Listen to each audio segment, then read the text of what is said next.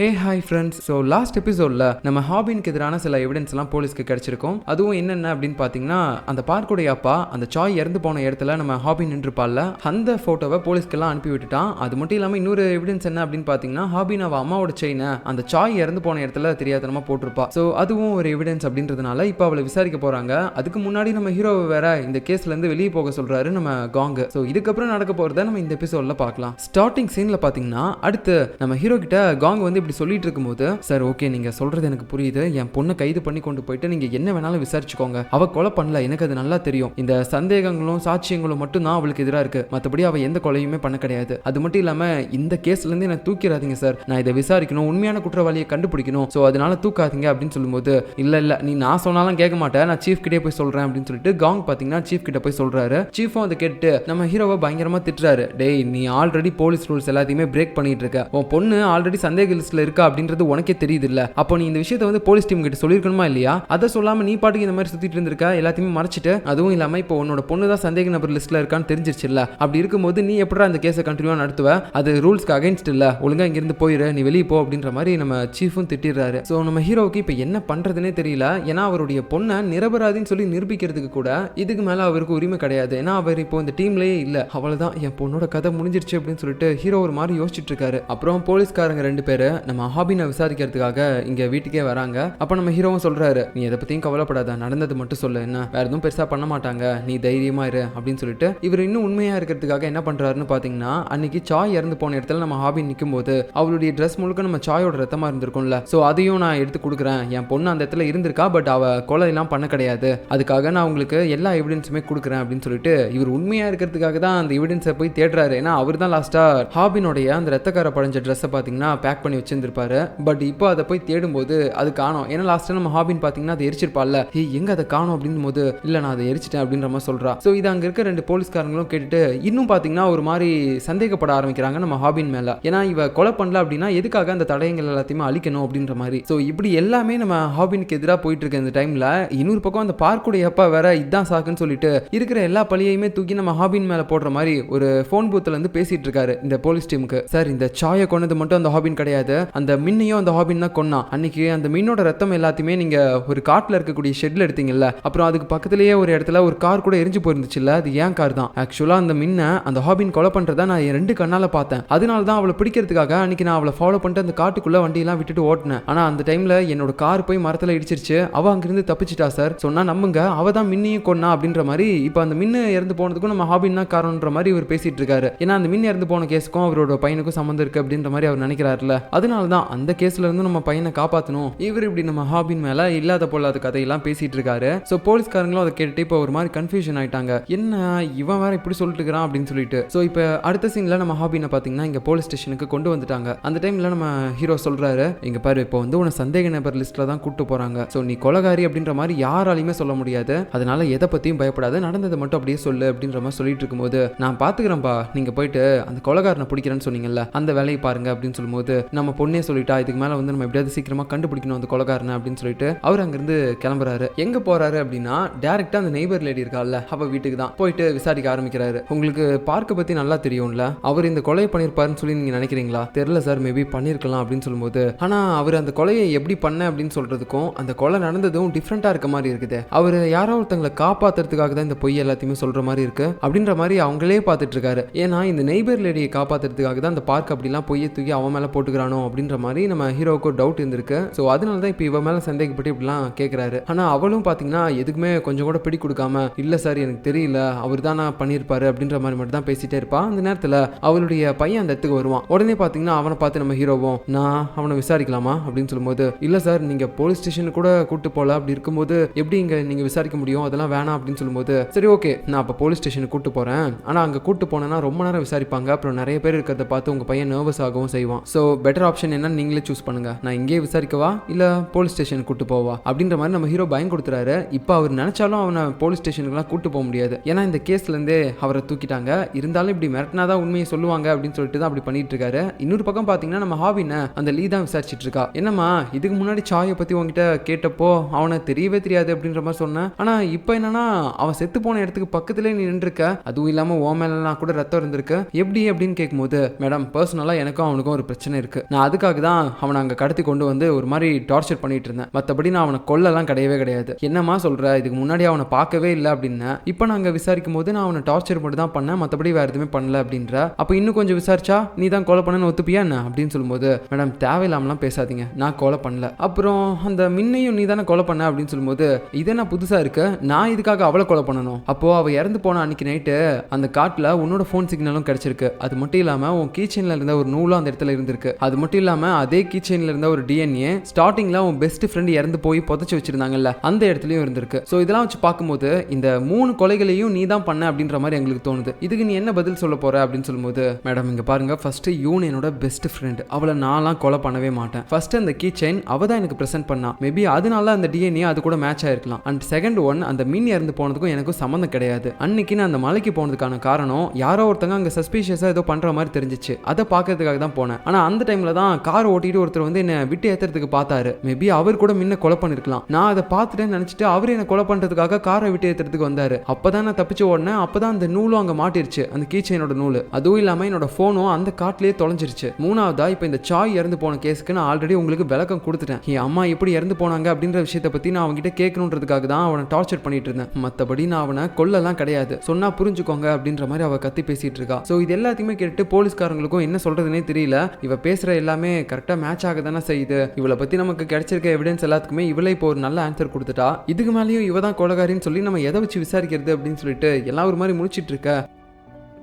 இன்னொரு பக்கம் நம்ம ஹீரோ அந்த நெய்பர் லேடியோட பையனை போய் விசாரிச்சுட்டு இருக்கா. தம்பி எப்படிப்பா இருக்க, நல்லா இருக்கியா? ஆமா, அந்த மின் ஆன்ட்டியை பத்தி உனக்கு தெரியுமா அப்படின்ற மாதிரி கேட்க ஆரம்பிச்சு, அவ இறந்து போனால அன்னைக்கு நீ வீட்டுல இருந்தியாப்பா அப்படின்னு கேட்கும்போது, ஆமா அங்கிள் இருந்தேன் அப்படின்ற மாதிரி சொல்லிடுறா. உடனே பாத்தீங்கன்னா ஹீரோவுக்கு செம்ம ஷாக்கு. ஏன்னா அன்னைக்கு என் பையன் வீட்டுல இல்ல அப்படின்ற மாதிரி அந்த நெய்பர் லேடி சொல்லியிருப்பா. ஆனா இந்த பையன் நான் அன்னைக்கு வீட்டுல தான் இருந்தன்ற மாதிரி சொல்றானே, அப்போ அவ இறந்து போய் கடந்ததை இவனும் பார்த்திருப்பானா அப்படின்ற மாதிரி ஒரு மாதிரி சந்தேகத்தோட யோசிக்கிறாரு. ஓ அப்படியா, சரி ஓகேப்பா அப்படின்னு சொல்லிட்டு அதுக்கு மேல வேற எதுவுமே அவங்ககிட்ட கேட்காம அங்கிருந்து வெளியே வந்துடுறாரு.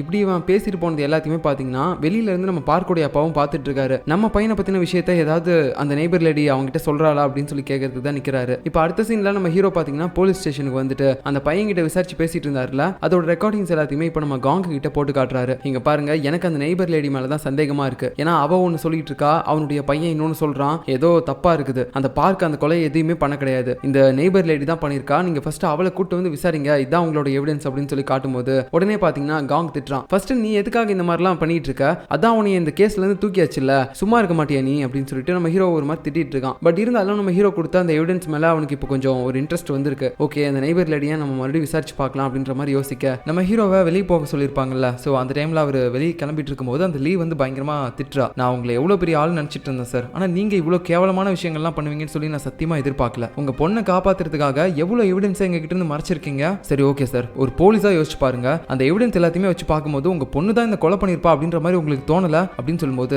அவரும் ஒரு மாதிரி பேசுறாரு. என்னதான் எவிடன்ஸ்லாம் இருந்தாலும் என் பொண்ணு கொலை பண்ணிருக்க மாட்டா, எனக்கு அவ மேல நம்பிக்கை இருக்கு அப்படின்ற மாதிரி அவர் சொல்றாரு. ஸோ இது எல்லாத்தையுமே நம்ம ஹாபினா இருந்து கேட்டிருப்பா. அப்பா அவளுக்கு பயங்கரமா கஷ்டமாயிருது. ஏன்னா நம்ம அப்பா நம்ம மேல எவ்வளவு கான்ஃபிடென்ட்டா இருக்காரு, ஆனா அவர்கிட்ட இது வரைக்கும் நம்ம எந்த விஷயத்தையுமே ஓப்பனா பேசவே இல்லையே அப்படின்னு நினைச்சிட்டு ரொம்ப கஷ்டப்படுறா. அதுக்கப்புறம் பாத்தீங்கன்னா அந்த நெய்பர் லேடியையும் இப்ப கூட்டு வந்துட்டாங்க. இப்ப அவளை தான் வந்து விசாரிச்சுட்டு இருக்காங்க, நம்ம லீ தான் கேட்கறாங்க. இப்படி விசாரிச்சுட்டு இருக்க டைம்ல இன்னொரு பக்கம் நம்ம கூவும் வந்துட்டு அந்த நெய்பர் லேடியோட பையனை விசாரிச்சுட்டு இருக்கான். இந்த மாதிரி அந்த அங்கிள் வந்து உங்ககிட்ட விசாரிச்சாருலப்பா, அவர்கிட்ட நீ ஒன்னு சொன்னியா, அன்னைக்கு அந்த மின் இறந்து போனப்போ நீ வீட்டில தான் இருந்தியா அப்படின்ற மாதிரிலாம் கேட்கறான். சும்மா குழந்தைகிட்ட எப்படி பேசணுமோ அந்த மாதிரி தான் பேசுறான். அப்படி பேசும்போது அவனும் சொல்றான், இல்ல அங்கிள், அவரு கேட்கும்போது நான் கொஞ்சம் கன்ஃபியூஷன் ஆயிட்டேன், அதனால தான் மாத்தி சொல்லிட்டேன், அன்னைக்கு நான் வீட்டில தான் இருந்தேன்ட்டு, ஆக்சுவலா நான் அன்னைக்கு வெளியில போயிட்டேன், ஸ்கூலுக்கு போயிட்டேன் அப்படின்ற மாதிரி சொல்லும்போது, ஓ அப்படியாப்பா, சரி சரி குட் பாய் அப்படின்னு சொல்லிட்டு அவர் பாத்தீங்கன்னா கையில ஒரு சில ஸ்டிக்கர்ஸ் எல்லாம் ஒட்டி விடுறாரு. ஏதோ ஸ்டார் மாதிரி, நீ உண்மையை சொன்னதுக்காக உனக்கு இது கொடுக்குறேன் அப்படின்ட்டு. அதுக்கப்புறம் அகைன் மறுபடியும் கேட்கறாரு, அப்படின்னா உனக்கு அந்த மின்ன பத்தின விஷயங்கள் எதுவுமே தெரியாதா அப்படின்னு கேட்கும்போது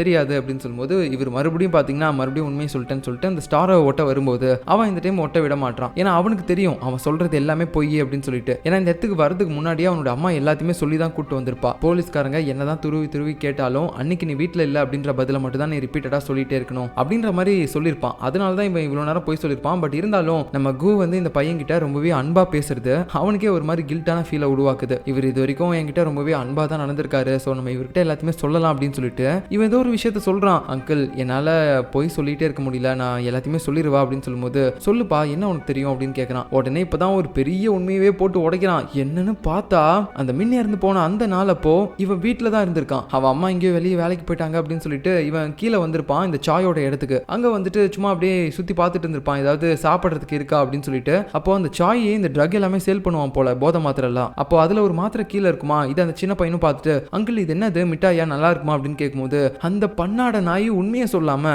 டேய் தம்பி இது ஒரு முட்டாய்டா, இதை நீ சாப்பிட்டீன்னு வச்சுக்கோ உனக்கு ரொம்ப சந்தோஷமா ஃபீல் ஆகும் அப்படின்னு சொல்லும்போது அவனும் பாத்தீங்கன்னா அங்க இருக்கக்கூடிய போதை மாத்திரையில ஒரு சில இதை எடுத்துக்கிறான். அதுக்கப்புறம் என்ன பண்றான் அப்படின்னு பாத்தீங்கன்னா வீட்டுல போய் உட்காந்துக்கிட்டு அவன் பாட்டுக்கு இந்த கியூப்ஸ் எல்லாம் வச்சு விளையாண்டுட்டு இருப்பானா. சரியா அந்த நேரத்துல அவனுடைய வீட்டுக்கு மின்னு வந்திருப்பா. என்னடா இன்னும் உங்க அம்மா வரல, நீ மட்டும் தான் தனியா இருக்கியா அப்படின்னு சொல்லிட்டு பேசிக்கிட்டே பாத்தீங்கன்னா அவ சோஃபால உட்காந்து போன் நோண்டிட்டு இருந்திருப்பா. அப்ப எனக்கு கொஞ்சம் ஜூஸ் எடுத்துருவாடா அப்படின்னு சொல்லும்போது அவனும் போயிட்டு சரி ஓகே அப்படின்ட்டு ஒரு ஜூஸ் எடுக்கிறான். ஆரஞ்சு ஜூஸ் எடுத்துட்டு அதை மட்டும் அவன் போட்டு கொடுக்காம கீழே இப்ப அந்த சாயோட இடத்துல இருந்து போதை மாத்திரை எல்லாம் எடுத்திருப்பான்ல அது எல்லாத்தையுமே எடுத்து இதுல போட்டு அப்படியே கொடுத்துறான். ஆக்சுவலா இந்த போதை மாத்திரையை சாப்பிட்டா எல்லாருக்குமே ரொம்ப சந்தோஷமா இருக்கும் அப்படின்ற மாதிரி அந்த சாய் பைத்தியக்காரன் இவங்கிட்ட சொல்லியிருப்பான்ல. அதனாலதான் இந்த அக்கா கொஞ்சம் சந்தோஷமா இருக்கட்டும் அப்படின்னு சொல்லிட்டு இவன் இது தெரியாம இதில் தூக்கி போட்டு கொடுத்துருக்கான். பட் ஆனா கொஞ்சம் அளவுக்கு அதிகமா போட்டு கொடுத்துட்டான் போல, அதனாலதான் அவ செத்து போயிட்டா. சோ அதுக்கப்புறம் தான் அந்த நெய்பர் லேடி என்ன பண்ணிருக்கான்னு பாத்தீங்கன்னா நம்ம பையன் மாட்டிருக்கூடாதுன்னு சொல்லிட்டு அந்த பார்க்க ஒரு கொலகார மாதிரி ஃப்ரேம் பண்ணணும் அப்படின்றதுக்காக இவ தான் பாத்தீங்கன்னா அந்த நாடகத்தையே ஏற்பாடு பண்ணிருக்கா போல. அதான் நம்ம இதுக்கு முன்னாடி கூட பார்த்திருப்போம்ல, பார்க்கு போதையில இருந்து எந்திரிச்சிருப்பான். அப்போ அவனுக்கு பக்கத்திலேயே அந்த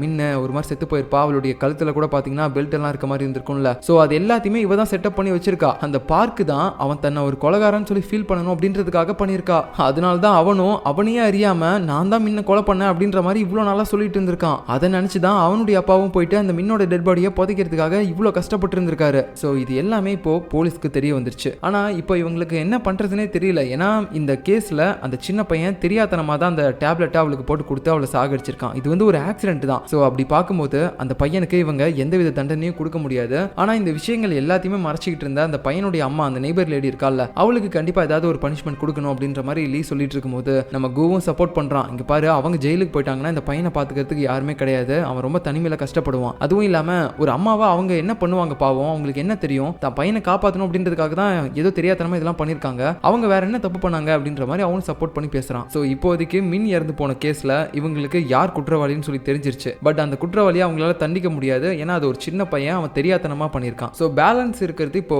2 கேஸ் தான். ஒன்னு நம்ம ஹாபினோட பெஸ்ட் ஃப்ரெண்ட் அந்த யூனி இறந்து போன கேஸ், ரெண்டாவது இப்போ சாய் இறந்து போன கேஸ். இதுல யார் கொலைகாரங்கன்னு சொல்லி நம்ம சீக்கிரமா கண்டுபிடிக்கணும் அப்படின்ற மாதிரி போலீஸ் டீம் பேசுறாங்க. அதுக்கப்புறம் பாத்தீங்கன்னா அந்த பையனையும் நம்ம நெய்பர் லேடியையும் வீட்டுக்கும் அனுப்பி வச்சிடறாங்க. வேற என்ன பண்ண முடியும் அப்படின்னு சொல்லிட்டு. சோ அதுக்கப்புறம் பாத்தீங்கன்னா இந்த சாயோட கேங்ல ஒரு பொண்ணு இருப்பாள்ல, ஸ்டார்டிங்ல சாயை பத்தின விஷயங்கள் எல்லாத்தையுமே கூட சொல்லியிருப்பாள்ல, அந்த பொண்ணு ஏதோ ஒரு வீடியோ ஃபுட்டேஜ் எடுத்துட்டு வந்து கொடுக்குறா நம்ம லீ கிட்ட. அது என்ன அப்படின்னு சொல்லி நமக்கு சரியா காட்டல. ஆனா இந்த நேரத்துல நம்ம ஹாபின் இருக்காள்ல அவளையும் இப்ப விட்டுட்டாங்க விசாரணையில இருந்து. ஏன்னா இவங்க கேட்ட எல்லா கேள்விக்குமே அவ கரெக்டா ஆன்சர் பண்ணிட்டா. அதனால அவங்களுக்கு எந்த வித சந்தேகமும் இப்போ வரல அவ மேல. மேபி மறுபடியும் விசாரணைன்னு ஏதாவது கூப்பிட்டாங்கன்னா கண்டிப்பா வரணும்னு சொல்லி தான் அனுப்பியிருக்காங்க. சோ இப்போ கிளம்பிட்டு இருக்காங்க 2 பேரும். நம்ம ஹீரோ தான் கூட்டு போயிட்டு இருக்காரு. அந்த டைம்ல திடீர்னு போலீஸ்காரங்க எல்லாருமே முன்னாடி வந்து நீங்க கிளம்ப கூடாது அப்படின்ற மாதிரி சொல்லிட்டு இருக்காங்க. என்னடா அப்படின்னு சொல்லி பார்த்தா இப்போ அந்த சாய் கேங்ல இருந்த ஒரு பொண்ணு ஒரு வீடியோ ஃபுட்டேஜ் எடுத்து வந்து கொடுத்தால, அது வேற எந்த வீடியோவும் கிடையாது. நம்ம சாய் இதுக்கு முன்னாடி ஒரு வீடியோ எடுத்திருப்பான் தெரியுமா, நம்ம ஹாபினுடைய அம்மா முன்ன புதைச்சிட்டு இருக்க மாதிரி. சோ அந்த வீடியோ தான் பாத்தீங்கன்னா இப்போ கொடுத்திருக்கா. அதை பார்த்துட்டு போலீஸ்காரங்க எல்லாருமே ஷாக் ஆயிட்டாங்க.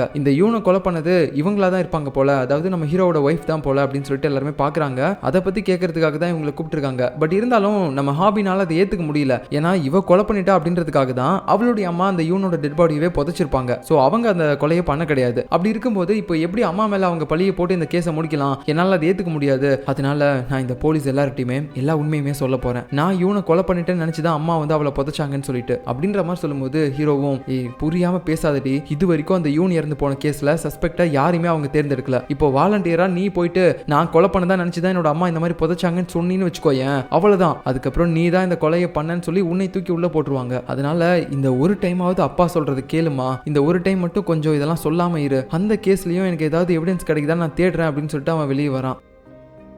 அந்த நேரத்துல நம்ம காங்கும் கேட்டுட்டு இருக்காரு நம்ம ஹீரோ கிட்ட, இந்த மாதிரி உங்க ஒய்ஃப் தான் இதை பண்ணிருப்பாங்களான்னு சொல்லி நீங்க நம்புறீங்களா அப்படின்னு கேட்கும்போது, எனக்கு தெரியல சார் அப்படின்ற மாதிரி அவர் சொல்லிட்டு இருக்காரு நம்ம ஹீரோவும். அந்த நேரத்துல நம்ம பார்க்குடைய அப்பா இருக்கக்கூடிய இடம் இந்த போலீஸ் டீமுக்கு தெரிய வருது. உடனடியா டீம் எல்லாருமே சேர்ந்து அந்த இடத்துக்கு போறாங்க. இந்த சேம் டைம்ல அந்த நெய்பர் லேடி இருக்கான்ல, அவ லாஸ்டா சாய் இறந்து போன இடத்துக்கு போயிட்டு இருக்கா. ஏன்னா அங்க வந்து ஏதோ ஒரு பொருள் அவளுக்கு தேட வேண்டியது இருக்கு போல. சோ அங்க போயிட்டு இருக்கும்போது திடீர்னு அந்த இடத்துக்கு தான் அந்த பார்க்குடைய அப்பா வராரு. வந்து கழுத்தெல்லாம் கத்தி வச்சு, நீயும் உன் பையனும் தப்பிக்கிறதுக்காக என் பையன் பார்க்க பலிகடவா ஆகிட்டல்ல, அவனை போலீஸ் கிட்ட மாட்டி விட்டுட்டு தானே, அவனுக்கு எதிராக எல்லா எவிடன்ஸையும் சொல்லிட்டு தானே அப்படின்ற மாதிரி கேட்டுட்டு இருக்கும்போது திடீர்னு பாத்தீங்கன்னா போலீஸ் எல்லாரும் அந்த இடத்துக்கு வந்துட்டாங்க. உடனடியா இந்த பார்க்குடைய அப்பாவும் அவங்களை அட்டாக் பண்ணிட்டு அங்கிருந்து ஓடுறாரு. சோ நம்ம ஹீரோவும் அதை பார்த்துட்டாரு. இந்த ஹெல்மெட் போட்டவன் தானே அன்னைக்கு பைக்ல என் பொண்ணு இங்க கூட்டு வந்தான் அப்படின்ற மாதிரி பாக்குறாரு. சோ இவங்கிட்ட ஏதாவது நம்ம விசாரிக்கணும் அப்படின்னு சொல்லிட்டு உடனடியா அவனை ஃபாலோ பண்ணிட்டு போக ஆரம்பிக்கிறாரு. பட் இருந்தாலும் போலீஸ்காரங்க எல்லாருமே பாத்தீங்கன்னா மிஸ் பண்ணிட்டாங்க அந்த பார்க்குடைய அப்பாவை. அது மட்டும் இல்லாம இந்த நெய்பர் லேடியும் இங்க இருந்திருப்பால, அவளையும் ஆள காணோம். என்ன அவ இதுக்காக இங்க வந்தா ஃபர்ஸ்ட், அப்புறம் எங்க போனானே தெரியல அப்படின்னு யோசிச்சுட்டு இருக்கும்போது அவ பாத்தீங்கன்னா இப்ப போலீஸ் ஸ்டேஷன்ல ஒரு பேக்கை கொண்டு போய் கொடுக்குறா நம்ம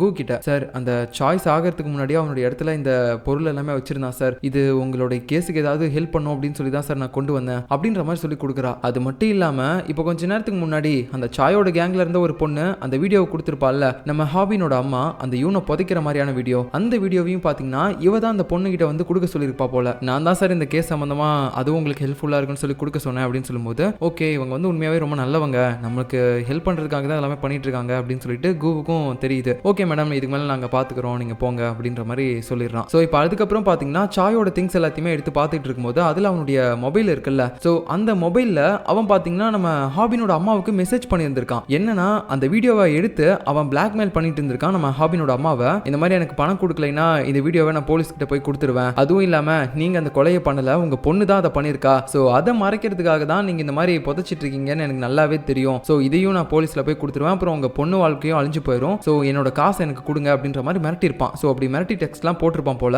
அதை இப்போ போலீஸ் எல்லாருமே படிச்சு பார்த்ததுக்கு அப்புறம் கன்ஃபார்மே பண்ணிட்டாங்க, கண்டிப்பா அந்த யூனை கொலை பண்ணது நம்ம ஹாபின் தான் அப்படின்னு சொல்லிட்டு. சடனா இந்த நேரத்துல பாத்தீங்கன்னா நம்ம ஹீரோ அந்த பார்க்குடைய அப்பாவை கூட்டு உள்ள வராரு. இவர் எப்படா கூட்டு வந்தாரு அப்படின்னு சொல்லி பார்க்கும்போது இப்பதான் நமக்கு பிளாஷ்பேக் காட்டுறாங்க. சோ அந்த பார்க்கை ஃபாலோ பண்ணிட்டு நம்ம ஹீரோ போயிருப்பார்ல, அந்த டைம்ல ஒரு கடத்துக்கு மேல அவனை பிடிச்சிருப்பாரு. சோ அவங்கிட்ட வந்து விசாரிக்கவும் செஞ்சிருப்பாரு. சார் இங்க பாருங்க, நான் வந்து ஒரு போலீஸ்காரனா இப்ப வந்து உங்ககிட்ட பேசல, ஒரு பொண்ணோட அப்பாவா வந்து உங்ககிட்ட பேசுறேன், நீங்களும் ஒரு அப்பாவை தானே உங்க பையனை காப்பாற்றணும்னு சொல்லிட்டு இவ்வளவு பண்ணிருக்கீங்க, நான் சொல்றத கேளுங்க, செய்யாத தப்புக்கு உங்க பையனும் மாட்டிக்கிட்டு இருக்கான், என் பொண்ணும் மாட்டிக்கிட்டு இருக்கா, அதனால நீங்க வந்து உங்களுக்கு தெரிஞ்ச உண்மை எல்லாத்தையுமே சொன்னா மட்டும்தான் நம்ம ரெண்டு பேரும் இந்த கேஸ்ல நம்ம குழந்தைங்களை காப்பாத்திட்டு போக முடியும் அப்படின்னு சொல்லும்போது, சரி ஓகே அப்படின்னு சொல்லிட்டு அவரும் வந்திருக்காரு. சோ இப்படிதான் இந்த ஸ்டேஷனுக்கு இப்ப கூட்டு வந்திருக்காரு. சார் இங்க பாருங்க, எனக்கு தெரிஞ்ச உண்மை எல்லாத்தையுமே நான் சொல்றேன், ஆனா அதுக்கு முன்னாடி என் பையன் பார்க்க நான் பார்க்கணும் அப்படின்னு சொல்லும்போது அவங்களும் ஓகேன்றாங்க. இந்த நேரத்துல நம்ம ஹாபினோட லேப்டாப்பை பாத்தீங்கன்னா இந்த லீ வந்து நோண்டிட்டு இருப்பா, அதுல ஏதாவது நமக்கு எவிடன்ஸ் ஏதாவது கிடைக்குமா அப்படின்னு சொல்லிட்டு. அந்த டைம்ல இந்த போலீஸ் ஸ்டேஷனே ஷாக் ஆகிற அளவுக்கு அதுல ஒரு விஷயம் இருக்குது. என்னன்னு பாத்தீங்கன்னா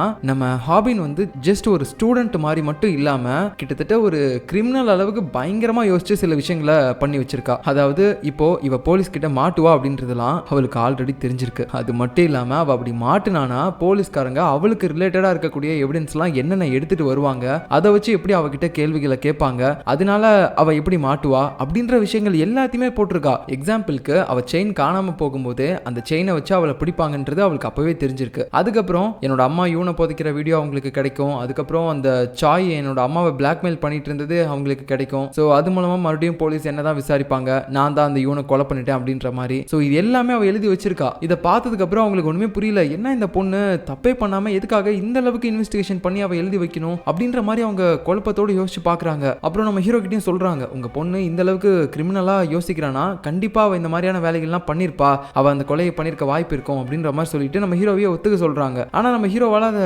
ஏத்துக்கவே முடியல. எந்தவித கரெக்டான ஒரு ஆதாரமும் இல்லாம எப்படி என் பொண்ணு தான் இந்த கொலையெல்லாம் பண்ணா அப்படின்னு சொல்லி நான் எப்படி ஒத்துக்க முடியும் அப்படின்ற மாதிரி தான் யோசிச்சுட்டு இருக்காரு.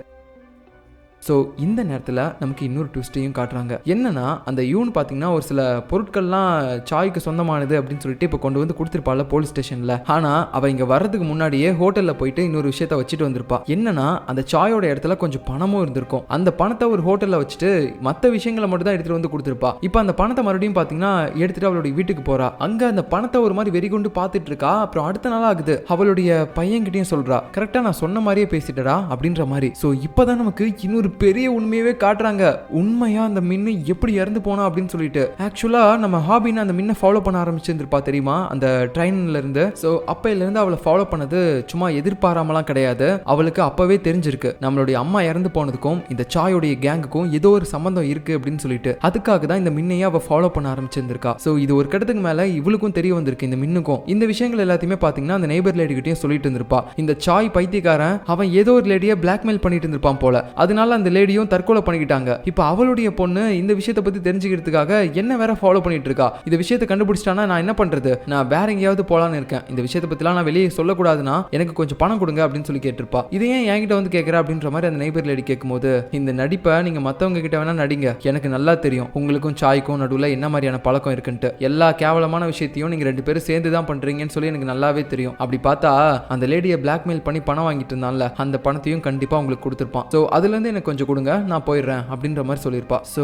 அதை கேட்டதுக்கு அப்புறம் இவ என்ன பண்ணிருக்கான்னு பாத்தீங்கன்னா, அவ சாப்பிடுற சாப்பாட்டுல கொஞ்சம் அந்த போதை மாத்திரையை அதிகமா போட்டிருப்பா. அதனால தான் அவ செத்தும் போயிட்டா. இது எல்லாத்தையுமே இந்த நெய்பர் லேடியோட பையனும் பார்த்துட்டு தான் இருந்திருப்பான். இருந்தாலும் போலீஸ் கிட்ட எல்லாத்தையுமே சொல்லும்போது வேற மாதிரி சொல்லியிருக்கா. அதே மாதிரி தான் அவனும் சொல்லியிருக்கான், நானே தான் அது போதை மாத்திரைன்னு தெரியாம அதை அந்த லேடிக்கு கொடுத்துட்டேன், அவங்களும் அதை சாப்பிட்டு கீழே விழுந்துட்டாங்க அப்படின்னு சொல்லிட்டு. அதுவும் இல்லாம அந்த போதை மாத்திரையை சாப்பிட்ட உடனே எல்லாம் அவ சாக கிடையாது, ஒரு மாதிரி இழுத்துக்கிட்டு இருப்பா. அந்த டைம்ல இவ தலைவாணிலாம் வச்சு சாகடிச்சிருக்கா. அடி பாவி, இந்த அளவுக்கு குடும்பக்காரியன்னு இருந்துட்டு எவ்வளவு நல்லா ஆக்ட் பண்ணிருக்க அப்படின்ற மாதிரி தான் நமக்கு இருந்திருக்கும். சோ அந்த மின் இறந்து போனதுக்கு இந்த நெய்பர் லேடி தான் காரணம். அது மட்டும் இல்லாம அவ கூட சேர்ந்து அவளுடைய பையனும் போய் சொல்லிட்டு இருந்திருக்கான். அதை போலீஸ்காரங்க நம்பவும் செஞ்சுட்டாங்க. இந்த பையன் தான் தெரியாம ஏதோ பண்ணிட்டான், சோ இதுக்கு இவன் மேல நம்மளால கேஸ் கொடுக்கவும் முடியாதுன்னு சொல்லி வீட்டுக்கும் அனுப்பிட்டாங்க. சோ இதுக்கப்புறம் நடக்க போறத நம்ம அடுத்த எபிசோட்ல பார்க்கலாம்.